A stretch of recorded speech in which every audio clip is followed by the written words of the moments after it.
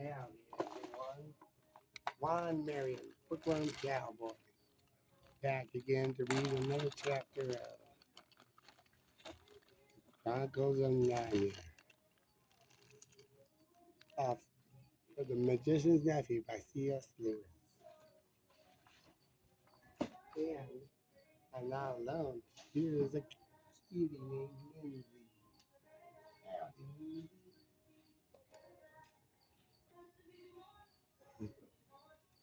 Yeah. Chapter 9, The Founding of Narnia. The lion was pacing to and fro about that empty land and singing a new song. Was softer and more lilting than the song by which he had been called that called up the stars and the sun. Gentle rippling music.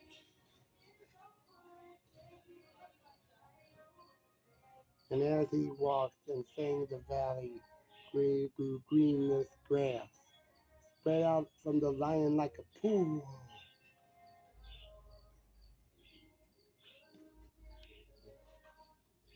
It ran up the sides of the little hills like a wave.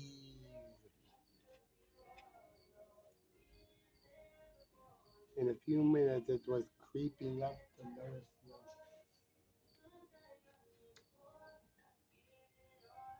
of the distant mountains, making that young world every moment softer. The light wind could now be heard ruffling the grass. Soon there were other things besides grass. Hold on, I need to take off this chip.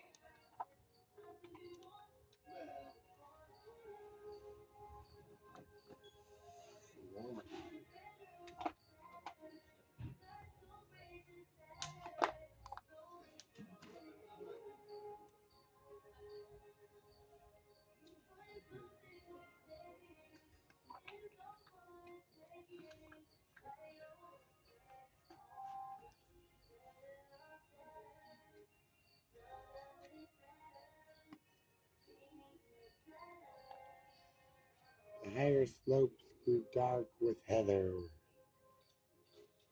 Patches of rougher and more bristling grass green appeared in the valley. Diggory did not know what they were until one began coming up quite close to him. It was a little spiky thing that threw out dozens of arms and covered these arms with green and grew larger at the rate of about an inch every 2 seconds. There were dozens of these things all around him now, and they were as tall as himself. He saw what they were. Trees! He exclaimed. The nuisance of it, as Polly said afterward, was that you weren't left in peace to watch it all. Mrs. Diggory said, "Trees!" He had to jump because Uncle Andrew had sidled up to him again and was just going to pick his pocket. It wouldn't have done Uncle Andrew much good if he had succeeded, for he was aiming at the right-hand pocket because he thought the green wings were homeward wings. But of course, Digger didn't want to lose either. "Stop!" cried the witch. "Stand back! No further back! Anyone goes within 10 paces of either of the children, I will knock out his brains." She was poising in her hand an iron bar that she had torn off the lamppost, ready to throw it. Somehow, no one doubted that she would be a very good shot. "So," she said, "you would steal back to your own world with the boy and leave me here?" Uncle Andrew's temper at last got the better of his fears. "Yes, ma'am, I would," he said. "Well, most undoubtedly I would. I should be perfectly in my rights. I have been most shamefully, most abominably treated. I have done my best to show you what such civilities as were in my power. What has been my reward? You have robbed. I must repeat the word robbed. A highly respectable jeweler You have insisted on my entertaining with you to an exceedingly expensive, ultimately ostentatious lunch, though I was obliged to pawn my watch and chain in order to do so. And let me tell you, Mom, that none of my families have been in the habit of frequently pawn shops, except my cousin Edward, and he was in the yeomanry. During that indigestible meal, I'm feeling the worse for it as at this very moment. Your behavior and conversation attracted the unfavorable attention of everyone present. I feel I have been publicly disgraced. I shall never be able to show my face in that restaurant again. You assaulted the police. You have stolen. Oh, stow it, Governor. You stow it, said the cabbie, watching and listening to things that president not talking. There was certainly plenty to watch and to listen to. Sorry. The tree which Diggory had noticed was now a full-grown beech, whose branches swayed gently above his head.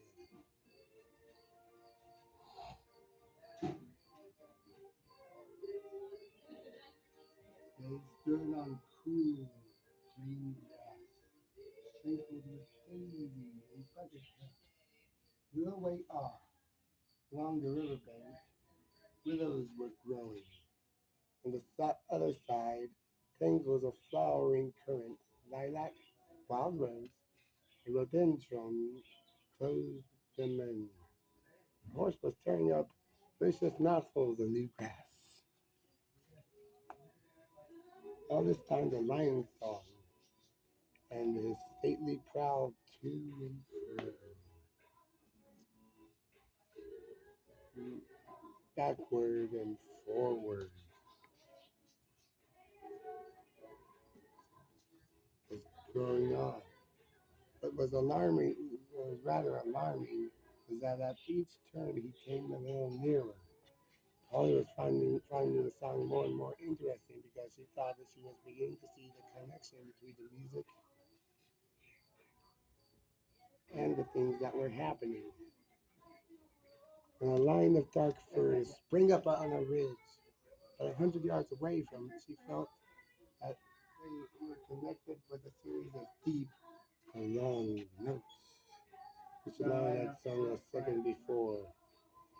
When he burst into a rapid series of likeness, and she was not surprised to see primroses suddenly appearing in every direction. Such he was an unspeakable thrill. Hey, you too. And yeah, I like the fact that you're open to coming and helping out whenever I do get started. Howdy. Just reading to Lindsay. Yeah. Yeah. Did I ever see the property that we were looking at? Thus, with an unspeakable thrill, she felt quite certain that all the things were coming, as she said, out of the lion's head. When you listened to his song, you heard the things he was making up. When you looked around you, you saw them. This was so exciting that she had no time to be afraid. Diggory and the cabbie could not help feeling a bit nervous as each turn of the lion's walk brought him nearer. As for Uncle Andrew, his teeth were chattering.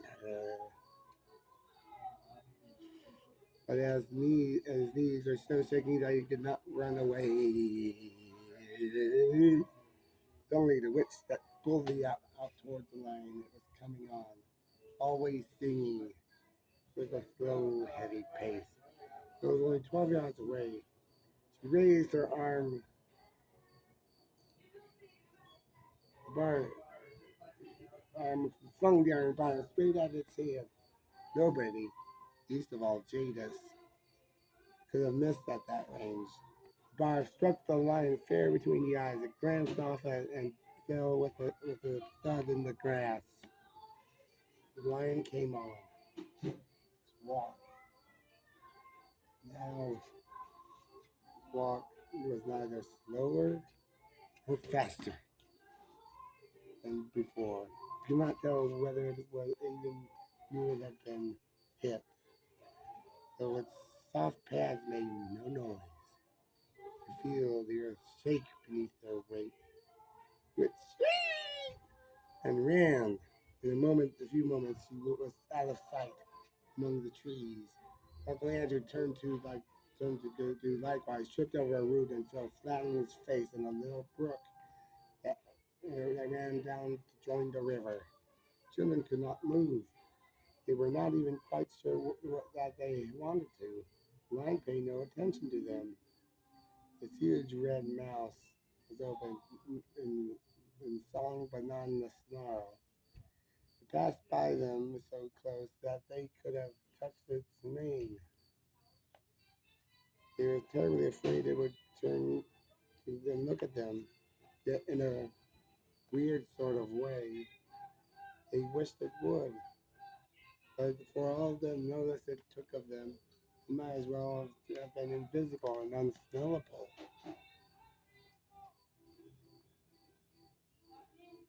And it had passed them and gone a few paces still further, it turned, passed them again, and continued its march eastward. Uncle Andrew, coughing and sputtering, picked himself up. Now, Diggory, he said, you've got rid of that woman and the brig of the lion's gone. Give me your hand and put on your ring at once. Keep off, said Diggory, backing away from him. Keep clear of me, then Polly. Come over here beside me.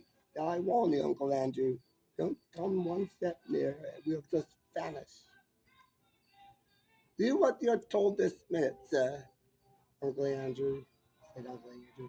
You're an extremely ill-behaved little boy. No fear, said Diggory. You want to stay and see what happens, but you want to know about other worlds. Don't you like it here now when you're here? Like it? Screamed Uncle Andrew. Just look at the state I'm in. And it was my pest coat and waistcoat too. He certainly was a dreadful sight by now, for of course, the more dressed up you were to begin with, the worse you looked after you'd fallen out of a smashed hansom cab and fallen into a muddy brook. Not saying, he added, that this is not the most interesting place. If I were a younger man now, perhaps I could get some larger young girls to come here first. One of the big game hunters. Something might be made of this country. The climate is delightful, and there felt such air. I believe it would have done me good if circumstances had been more favorable. If only we'd had the gun. Guns be blowed, said the cabby. I think I'll go and see if I can give Strawberry a rub down. That horse has had more sense and some humans as I could mention. He walked back to the Strawberry and began making the hissing noises that grooms made. You think that lion could be killed without a gun? Asked Diggory. He didn't mind the iron bar much. All their faults, said Uncle Andrew. That's a plucky girl, mate, my boy. It was a spirited thing to do. He rubbed his hands and knuckles, cracked his knuckles. If he were once more forgetting how the witch frightened him whenever she was really there. It was a wicked thing to do, said Polly. But already done her. Hello, what's that? Said Diggory.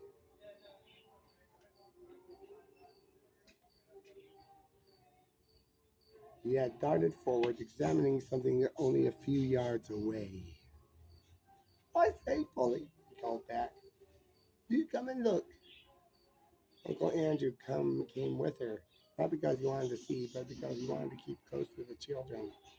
There might be a chance of stealing the rings. But when he saw when what Diggory was looking at, even he began to take an interest. It was a perfect little model of a lamppost, about 3 feet high, but lengthening and thickening in proportion as they watched it. In fact, growing just as the trees had grown. It's alive too. I mean, it's lit, said Diggory. And so it was. Though, of course, the brightness of the sun made the real flame in the lantern hard to see unless a shadow fell into it. Remarkable, most remarkable, muttered Uncle Andrew. Even I never dreamed of magic like this. We're in a world where everything in the lamppost comes to life and grows. I wonder what sort of seed a lamppost grows from. Don't you see, said Diggory, where the flower fell, the bar she tore off lamppost at home. Sinking to the ground, now it's becoming as a young lamppost. Not so very young now, it was as tall as Diggory while he said this. That's it! Stupendous, stupendous! said Uncle Andrew, rubbing his hands harder than ever. Oh, they lie at that, and I'm magic. That fool of a sister of mine thinks I'm a lunatic. I wonder what they'll say now. I discover the world where everything is bursting with life and growth. Columbus now. They talk about the Columbus. What was America to this? Commercial possibilities of this country are unfounded. Bring a few bits of scrap iron here, bury them, and up they come as the brand new railings, railway engines, all ships, anything you please. It'll cost nothing. I could sell them at full prices in England. I shall be a millionaire. And in the climate, I feel years younger already. Can run it as a health resort. The sanatorium here might be worth 20,000 a year. Of course, I shall have to let a few people into the secret. First thing to do is get that root shot. You're just like the witch, said Polly. All you think of is killing things. And then, as regards to oneself, Uncle Andrew continued in a happy dream. Then knowing how long I might live if I settled here. And that's a big consideration when a fellow has turned 60. I shouldn't be surprised if I never do a day older in this country. Stupendous! The land of youth! Oh, cried Diggory. The land of youth! You really think it really is? For of course he remembered what Aunt Letty had said to the lady who brought the grapes, and that sweet hope rushed back upon him. You, Uncle Andrew, she said, do you think there's anything here that would cure Mother? What are you talking about? Said Uncle Andrew. This isn't a chemist's shop. But as I was saying, you don't care twopence about her, said Diggory savagely. You thought you might after all. She's your sister as well as my mother. Well, no matter. I'm jolly well going to ask the lion himself if he can help me. And he turned and walked briskly away. Polly waited for a moment, then he went after him. Yeah, stop, come back, boy's gone mad, cried Uncle Andrew. He followed the children at a cautious distance behind, for he didn't want to get too far away from the green means or too near the lion. In a few minutes, the Greek came to the edge of the wood, and then there he stopped. The lion was still singing still. Now the song once more changed. It's more like what we should call a tune. It was also far wilder. Made you want to run, jump, and climb. It made you want to shout on the hands up and shout, put your hands up and shout. Come on now, come on, put your hands up and shout. Just kidding. It made you want to rush at other people and either hug them or fight them. It made Diggory hot and red in the face. It had some effect on Uncle Andrew, for Diggory could hear him saying, "A spirited girl, sir. Pity about her temper, but a damn fine woman, all the same. A damn fine woman." But what the song did to the two humans was nothing compared with what it was doing to the country. Can you imagine a stretch of grassy land bubbling like a water in a... How's it going? Howdy. What's going on over here? I'm just reading to the cat. Okay. I was just wondering what was going on. I'm just reading to the cat. Okay. Yeah. on my YouTube channel. Oh, okay. Yeah, Okay. Um, yeah. I just don't know if there was a policy for Petco about that, but I was wondering. Yeah, I asked. okay. Yeah, Uh, as long as you're not causing anything, disturbing anybody, you're I good. know, I know, But I know. Sorry, I sometimes really get into the story. yeah, no, I just was noticing what was going on over here. It's like, Yeah, okay, I gotta go see what's going on. yeah, yeah. But I was trying to get into the story. Okay. Yeah, All right. yeah. Well, I'll let you be for now, but Okay, it is a business. okay, okay, okay.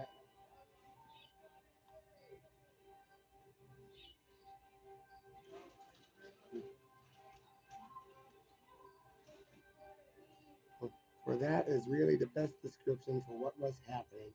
In all directions, it was swelling into humps. They were of very different sizes, some no bigger than molehills, some as big as wheelbarrows.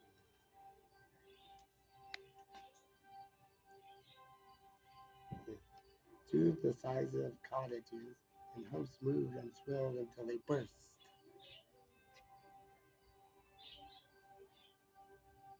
and the crumpled earth poured out of them. From each hump there came out an animal. The moles came out just as you might see a mole come out of England. Dogs came out, barking the very moment their heads were free, struggling as you've seen them do when they are getting through a narrow hole in the hedge. Stags were the weirdest to watch.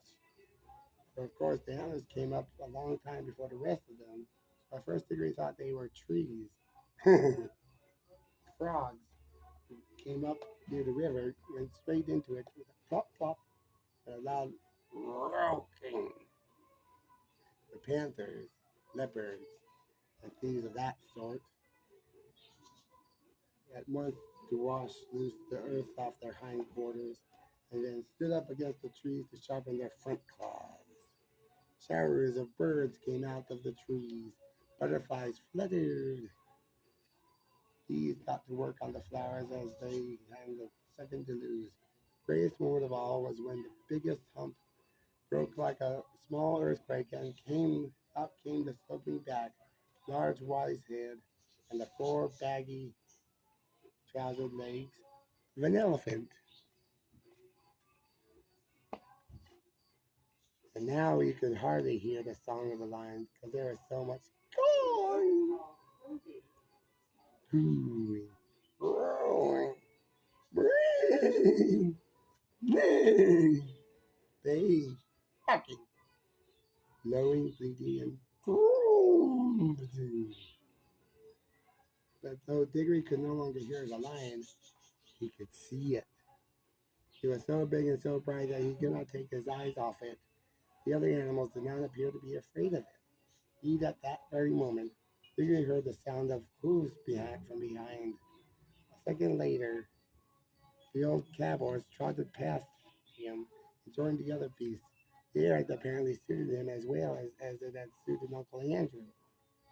He no longer looked like the poor old slave he had been in London. He was picking up his feet and holding his head erect. Now, for the first time, the lion was quite silent. He was going to and fro along the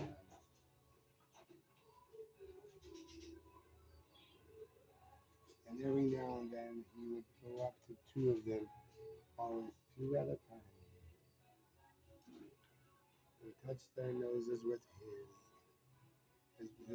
He would touch two beavers among all the beavers, two leopards among all the leopards, one stag and one deer among all the deer, leave the rest. Some sorts of animals he passed over altogether, but the pairs that which he touched instantly left their own kinds and followed him.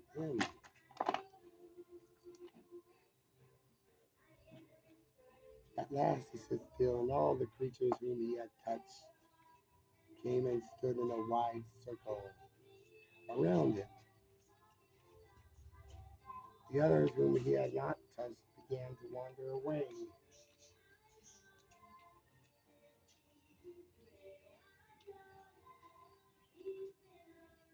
Their noises faded gradually into the distance. The chosen beasts who remained were now utterly silent, all with their eyes fixed intently upon the lion. The cat-like ones gave an occasional twitch of the tail, but otherwise all were still.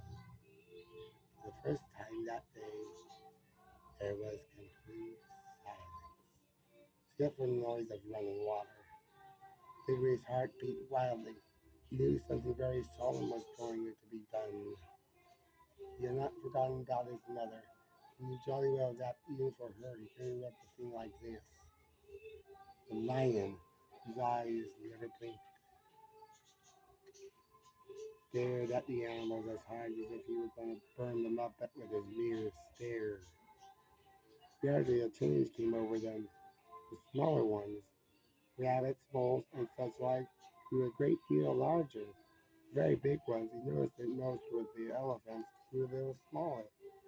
Many other animals sat up on their hind legs, both put their heads on one side as if they were trying their very best to understand. Lion opened his mouth. No sound came from it. He was breathing out a long, warm breath. It seemed to sway all over the beast as the wind sways a line of trees. Far overhead, from beyond the veil of blue sky, which hid them, the stars sing again, a pure, cold, difficult music. Then there came a swift flash of fire, but it burned nobody, either from the sky or from the lion itself.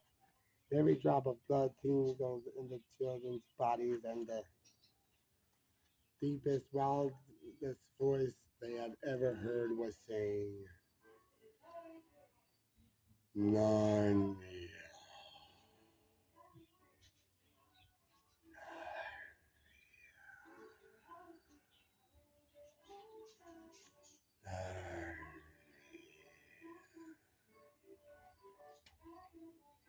Awake,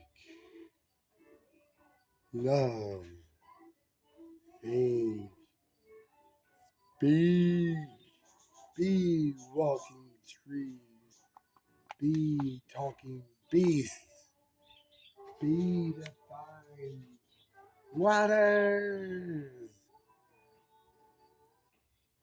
And with that, we end this chapter. Goodbye. See, there's Lindsay. You little kitty. Here. Bye, Lindsay.